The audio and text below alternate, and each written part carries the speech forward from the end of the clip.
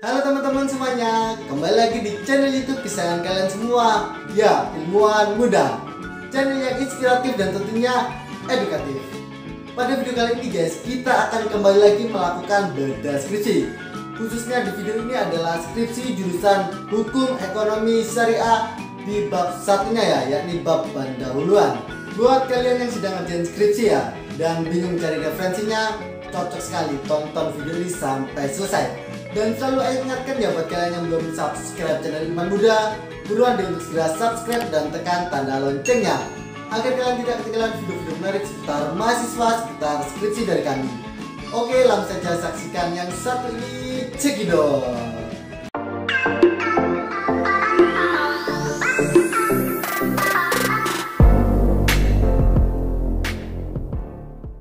Hai guys, gimana? Kalian sudah mendapatkan ide untuk skripsi kalian? Pada penulisan skripsi biasanya kita itu mengenal 6 poin-poin penting. Yang pertama ada judul, lalu ada bab 1, bab 2, kemudian bab 3, lalu bab 4 dan bab 5. Pada video kali ini kita akan khusus membahas seputar bab 1. Sebelum menulis bab 1 ini tentunya kita sudah mempunyai judul ya teman-teman. Kali ini kita akan khusus membahas seputar skripsi jurusan Hukum Ekonomi Syariah dengan judulnya adalah Tinjauan Hukum Islam Terhadap Praktik Jual Beli Bonsai dengan Sistem Ijon di Toko Bonsai Sahdu Tim Desa Ngaring Kecamatan Gandusari Kabupaten Blitar. Skripsi ini ditulis oleh Kak Herlangga Aditya Afriando pada tahun 2021. Kak Herlangga Aditya Afriando ini lulusan Institut Agama Islam Negeri atau IAIN Tulungagung. Dalam menulis bab 1 atau pendahuluan ada beberapa poin di sini ya teman-teman. Yang pertama di skripsi ini ada yang namanya latar belakang masalah. Latar belakang masalah memuat penjelasan mengenai alasan-alasan masalah yang dikemukakan dalam penelitian yang dianggap menarik, penting dan perlu untuk diteliti. Kemudian yang B ada rumusan masalah. Rumusan masalah dalam skripsi memuat masalah yang akan diteliti dan dinyatakan dalam kalimat tanya. Lalu yang C ada tujuan penelitian. Tujuan penelitian menyebutkan secara spesifik tujuan yang ingin dicapai sesuai rumusan masalah yang ditetapkan. Kemudian yang D kegunaan penelitian. Kegunaan penelitian adalah narasi yang objektif yang menggambarkan hal-hal yang diperoleh setelah suatu tujuan penelitian telah terpenuhi. Kemudian yang ke E ada penegasan istilah.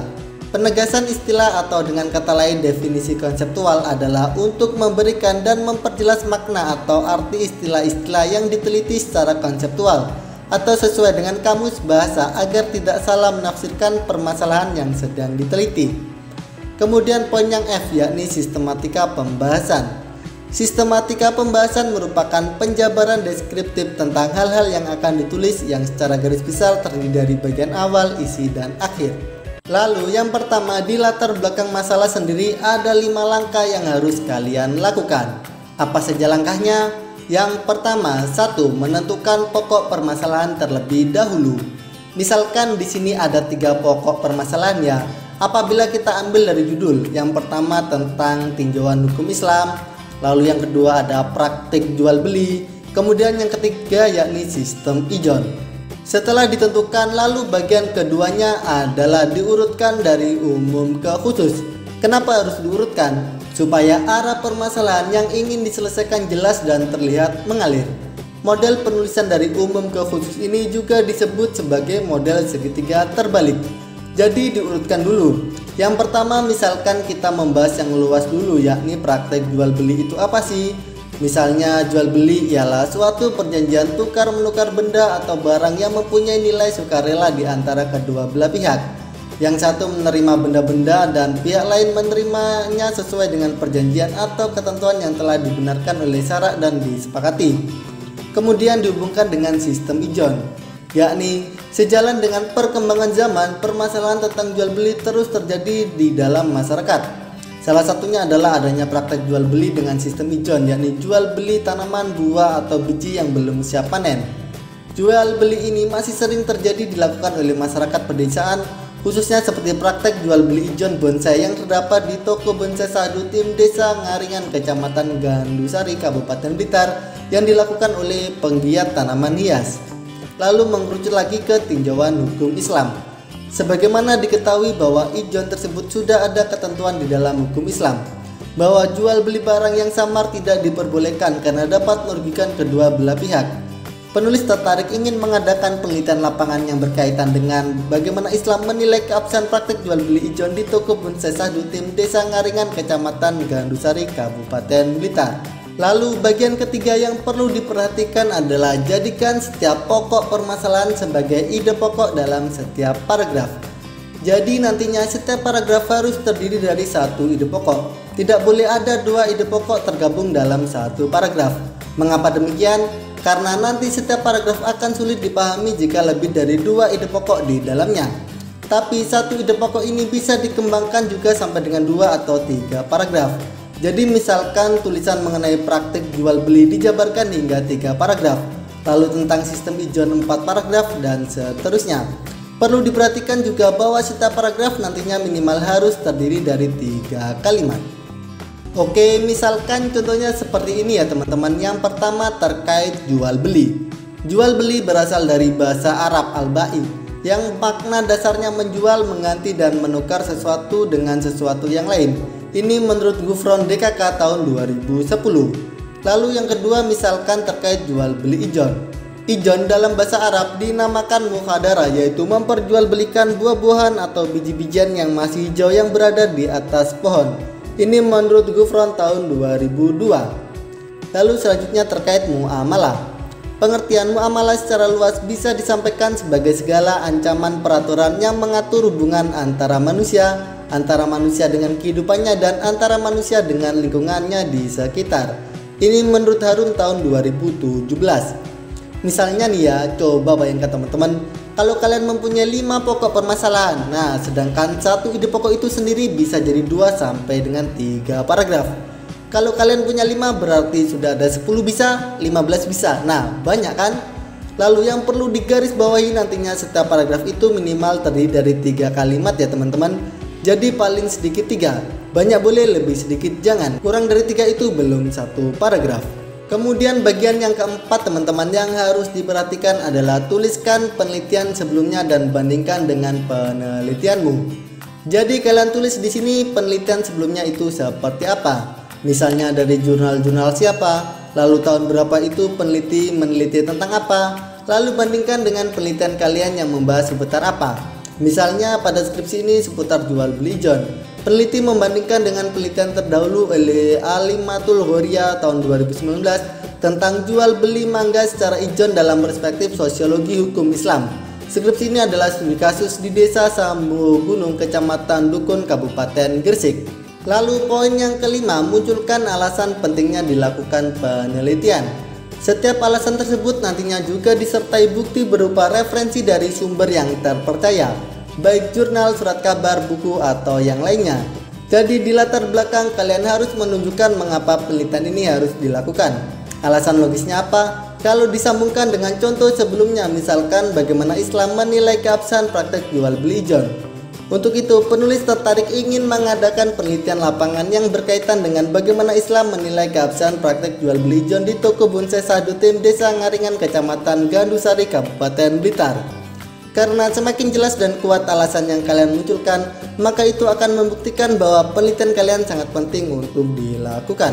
Poin kelima ini biasanya terletak di bagian akhir latar belakang ya teman-teman.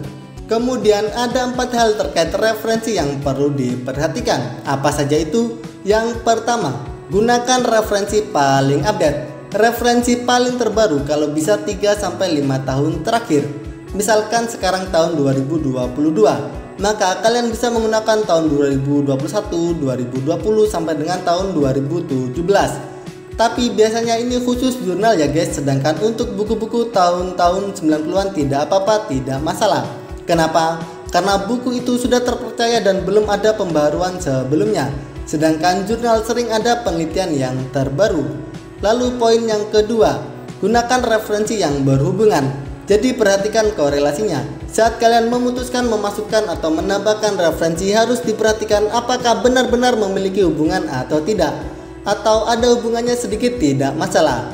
Tapi kalau tidak ada hubungannya atau hubungannya terlalu jauh, sebaiknya jangan digunakan. Selanjutnya poin yang ketiga yang harus diperhatikan adalah referensi hanya sebagai penunjang. Yang paling penting adalah gagasan atau ide dari penulis itu sendiri. Jadi gagasan kalian yang berperan penting di sebuah skripsi. Karena skripsi adalah sebuah karya tulis yang muncul dari ide, sedangkan referensi itu untuk menguatkan ide yang disampaikan supaya benar-benar rasional dan bisa dilogika.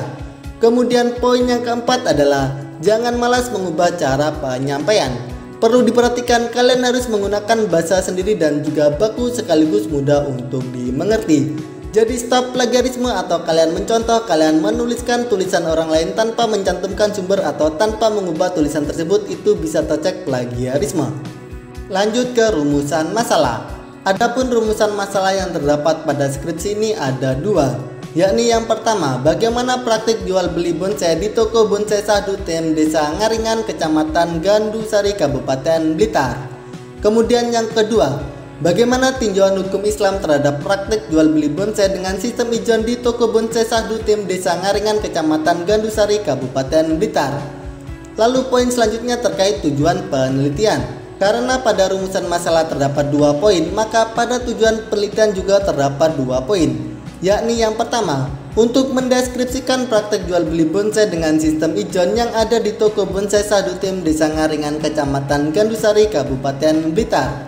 Lalu yang kedua, untuk mendeskripsikan tinjauan hukum Islam terhadap praktek jual beli bonsai dengan sistem ijon di toko bonsai Sahdu Tim Desa Ngaringan, Kecamatan Gandusari, Kabupaten Blitar. Kemudian lanjut ke kegunaan penelitian.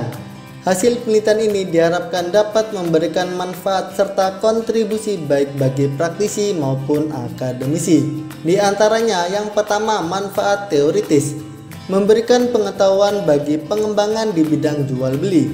Diharapkan penelitian ini dapat menjadi acuan untuk penelitian selanjutnya. Kemudian manfaat yang kedua adalah manfaat praktis.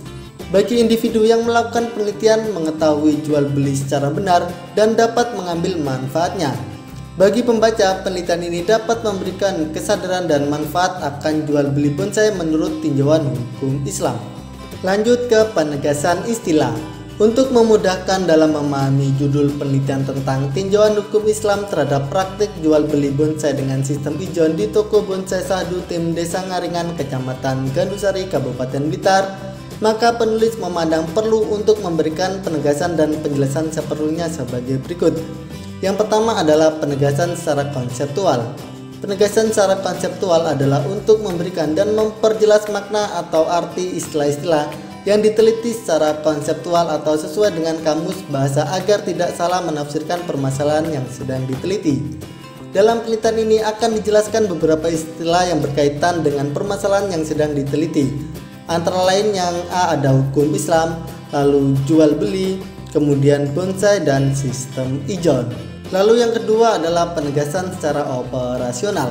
Maksud dari judul tinjauan hukum Islam terhadap praktek jual beli bonsai dengan sistem ijon di toko bonsai Sahdu Tim Desa Ngaringan, Kecamatan Gandusari, Kabupaten Blitar, yaitu penelitian yang dilakukan guna untuk mengetahui, mendeskripsikan dan menganalisis tinjauan hukum Islam terhadap praktek jual beli bonsai dengan sistem ijon di toko bonsai Sahdu Tim Desa Ngaringan, Kecamatan Gandusari, Kabupaten Blitar.